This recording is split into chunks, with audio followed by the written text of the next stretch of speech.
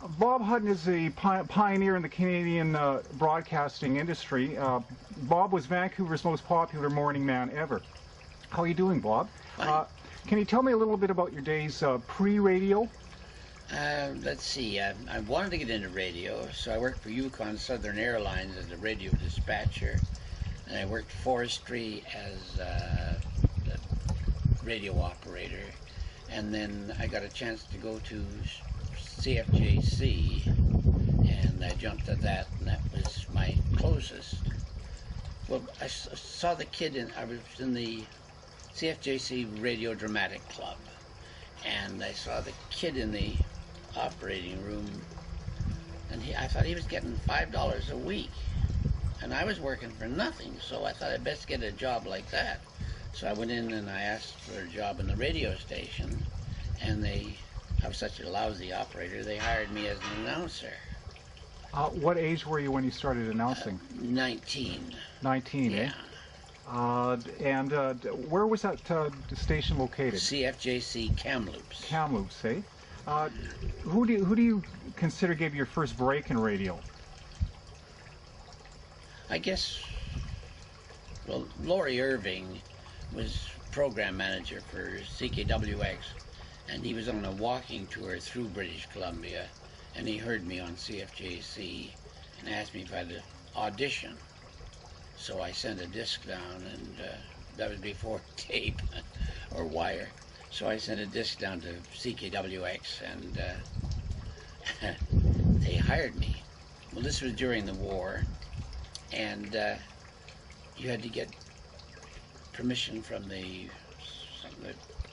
somebody who, manpower or something. Well, you were considered underage at 19? Oh, no, but I was considered able to work for a logging mill or a pulp factory or somewhere to help the war effort. Oh, okay. Manpower, it was called. Okay. So I had to go down to Vancouver and talk to Manpower. And the guy said, "What do you do?" And I had the job at WX at this time, and I just had to go to Manpower to get permission. And I said, "Well, I'm a radio operator." "Oh, good." He says, "We need one. We've got a boat going to China tomorrow." And I said, "No, not that kind of radio operator, because in the reserve army, I only got 14 words a minute or something, the barest minimum." But I went back to Tiny Elf, who was the manager, and I said, "They want to send me to China." And he pulled some strings, I guess, and got me a job in CKWX. Now, maybe you can talk about your early days at WX, and I guess that was your first job as a major yes. guy. Now, was it? I guess one question I was for you: did you consider yourself a disc jockey or a newsman? Oh, we called ourselves. Our salesmen were account executives, and I was a personality. So a disc jockey was. Don't use that word. Because a disc jockey plays rock and roll and hollers a lot, pumping the jump and driving the jive and that sort of talk. But we were a middle of the road station. And WX? Yeah. WX, and that was out of New Westminster? No, WX was out of Vancouver. Okay. It was the big time. Okay. Now you jumped. Now your time at WX was approximately 1955. Is that correct? Yeah. Okay. And you jumped ship from WX to NW around that same time? No, I jumped ship after about 20 years at WX. I built them up. When I moved to town, CJOR and was the big station. It was the Dominion station. And we took over the morning show against Billy Brown and Gigi Man. And so when we got the morning show, then we got the audience to follow me, and we got the soap shows. Well, then WX became the big station. So can you describe your shows? What they might consist of? Was it just talk format? No, my program was music. We played middle of the road music, and not the rock and roll and the whatnot, but and saying little funny things in between and whatnot. And, you know, I had that disc of traffic hints I used to drop in, and I had a Bugs Bunny cut of "This is a revolt development," which if something was done, I'd drop one of those in. And there was another thing called "Is That Your Trouble Booba?" Well, a disc, a comic disc about you spilt the coffee in your lap and went all over the typewriter. Is that what's bugging you, Bunky? So I just took those little clips and dropped them in occasionally. Now, was it mostly a morning show? Because you were the #1 morning man at one time, eh? Yeah. Yeah. How long would the show be? Well, I started at 5 in the morning and went till 9 o'clock. 9 o'clock. So it was a 4-hour shift? Yeah. Well, from 8 o'clock till 9, it was tape shows, morning devotions, and the roving mic with Bill Hughes, which was the longest running radio show on the West Coast at that time. And so that was filled up the hour between 8 and 9, so I just had to operate that, really. And then Jack Webster came on at 9. Now, a four-hour day job sounds pretty slack, but obviously there was preparation time in it. How long would it?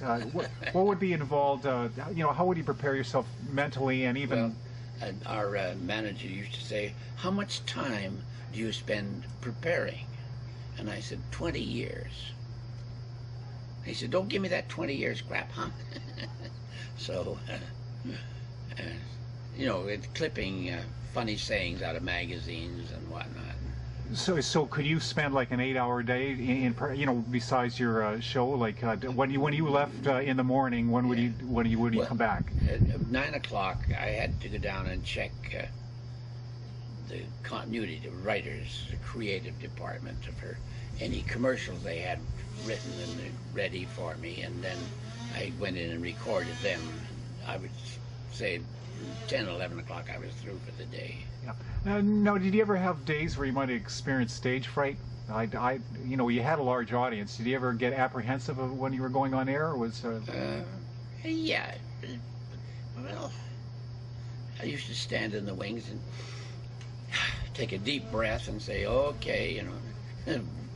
Rio Thompson, one of my early program managers, said, "Don't wheedle the buggers, snarl at them." You know. So. Now, did you consider yourself a celebrity? Yeah. Okay. Was there good experiences and bad experiences dealing with the general public? Did you have guys that were, you know, fans and people that weren't fans? Well. Or were you not that? You're not we weren't a confrontational type of person. A few of them, like one guy said, "You radio announcer, I'll think you're something. I'll bet that's a phony wig." And he grabbed my hair and pulled. And I thought, if my wig had come off, which it didn't, yeah. You know, wouldn't he been embarrassed? Wouldn't I been? But it was to show you up. Another guy grabbed my beard. I had a beard, and well, they make comments about you got more hair under my arm than your face and whatnot. But one fellow I was interviewing on the street one day, and he had a beard, and I said, a guy that wears a beard would eat garbage, you know, and he dropped his face, and he would not look up at me. The more I insulted him, the more he looked down. He wouldn't look up and see my beard and say it was a joke. God. Is there any celebrities that you met that stood out over your time? I've forgotten his name now. Jack Betty's singer, Kenny Baker? No, after Kenny Baker. Anyway, I interviewed him and at 4:30 in the morning, and he turned up, and he had Maybelline in his eyes and eyeshadow and his fingernail. He must have gotten up at midnight to prepare for that interview, because He was just beautiful. Oh, okay. I thought he was maybe he was going to be talking. He was a drag queen. Can you talk about Red Robinson? Now these are names like Yeah. my particular show has gone all along the world, so people might not know who Red Robinson, but maybe you can fill in that he was a Canadian broadcaster, but you know. Yeah, he was well, the king of rock and roll in the West Coast. That what can I say? He was Red Robinson.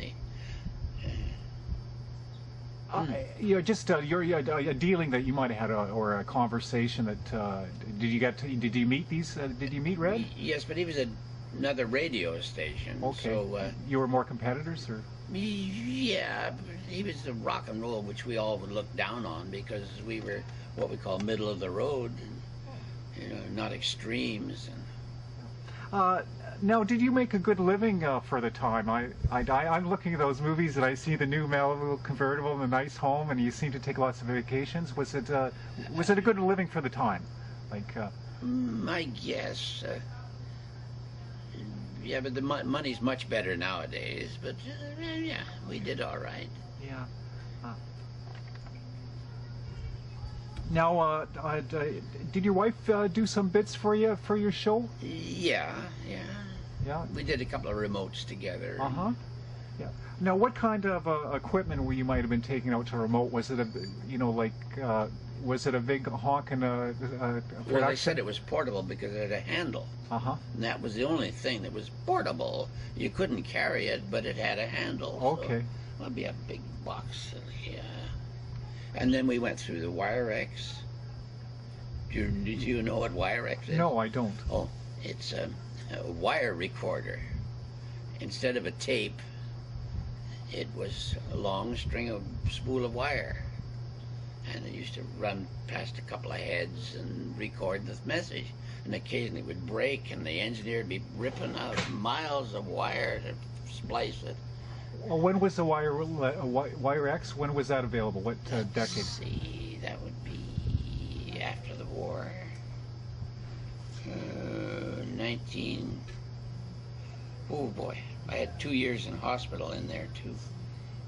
About 1947, I guess, was the Wire-X era. Okay. Then, of course, I went to Tranquille, which was a tubercular hospital for 2 years. So I was in there from 47 to 49. And one good thing about the hospital is we were all heroes. The guy in the next bed had TB, and he was the greatest car salesman in Vancouver. The guy over there sold real estate. He was the best real estate man. I was the best radio announcer because you don't have to prove a thing. You just have to say it. Yeah. What were you sick with? What TB. Oh, TB. Yeah. Okay. Is that something that's can you elect TB or? I think so. Oh, okay. You can now with.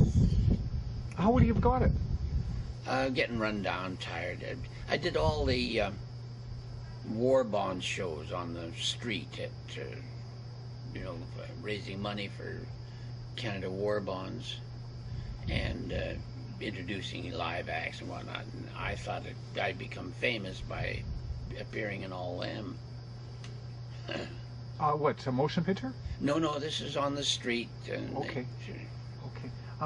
Now, you seem to be very much of a family man. You have a big clan?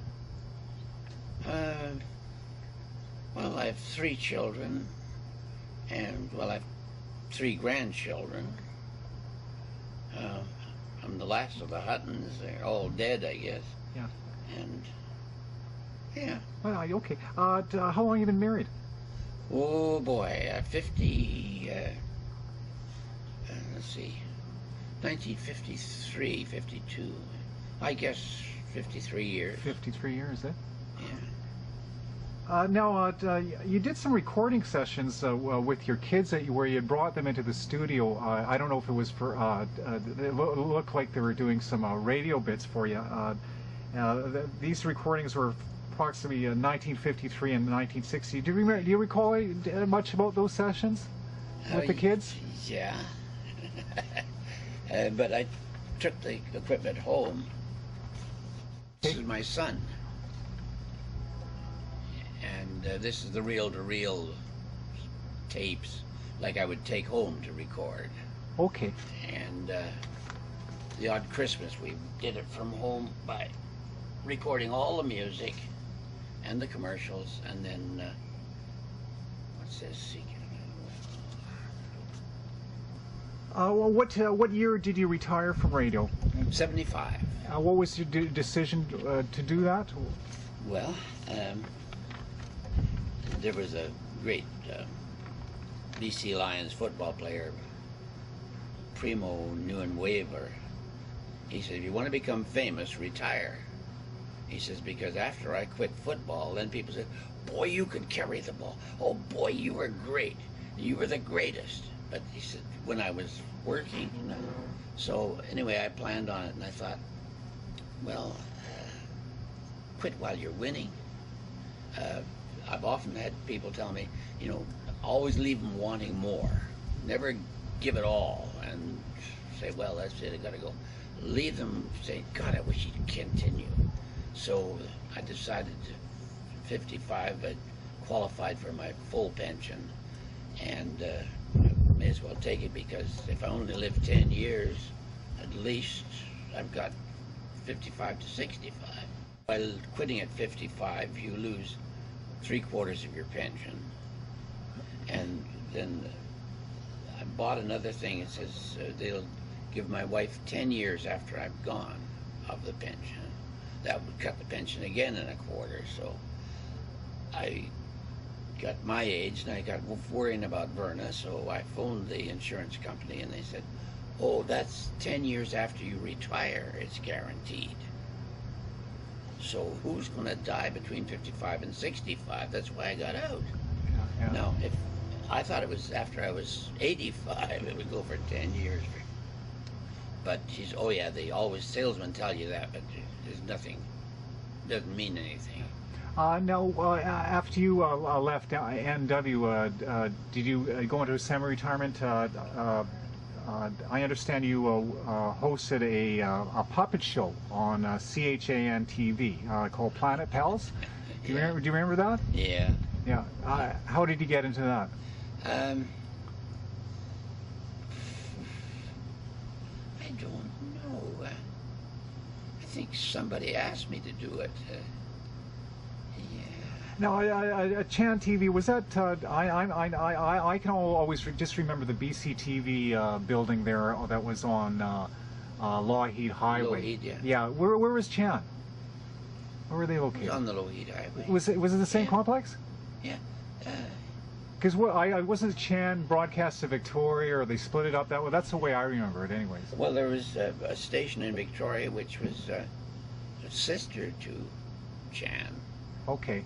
So we were doing the Planet Pals, and we got a chance to sell it around, but it was kind of new in television, and apparently most of the local stations like Kamloops and Victoria, they were still using 9mm film, and we were doing it on tape disc, or videotape. Well, no, reel-to-reel, I guess. Okay. And they couldn't play it, so we couldn't sell it. So it was too advanced for the time then? Yeah. Yeah. So I'm surprised they were using 8mm back then for their broadcast. I don't know what they were using. Okay. Just the switchers dropped out. You can't get started. Okay. You've ever heard of the Rhythm Pals? Yes, I have. Wasn't that Tommy Hunter's? No. That was a West Coast group, but Mike Furby, Jack Jensen, Mark Wald, and Jack Jensen, and Mike Furby. Now, So what was your association with the Rhythm Pals? I used to go out and do shows with them. Like I was the announcer, and we'd go to a Legion Hall, 20 miles away, and the Rhythm Pals would put on a program, and I'd introduce them. And that name sounds really familiar. Again, it's a little bit early for mine, but Yeah. I know of the Rhythm Pals. Yeah. Okay. So you were there's a picture there of you? Not with the Rhythm Pals, but they were the group here. Okay. Sons of the Pioneers. So some of your broadcasts were you were involved in broadcasting live music, or live music to tape, or you would just show up as to announce the band. Just to announce the band and have some few funnies we throw in and whatnot. But Mike Furby played the bull fiddle, and then Mark Wall played the accordion, and Jack Jensen the guitar. So that's live music.